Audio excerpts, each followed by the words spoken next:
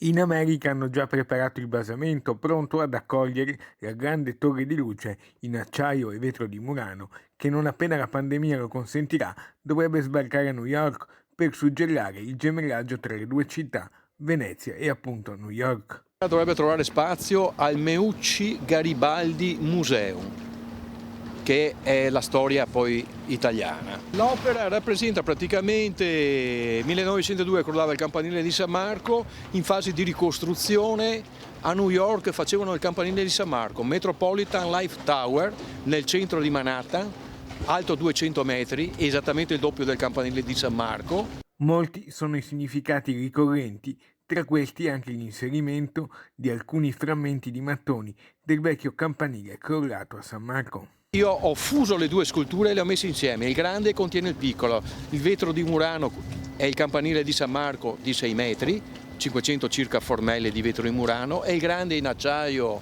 inox è il Metropolitan Life Tower di New York. I mattoni sono contenuti anche in questa grandiosa opera, dei pezzettini, dei frammenti tagliati ed inseriti dentro, quindi andranno a New York. Ora l'opera si trova ad Aviano.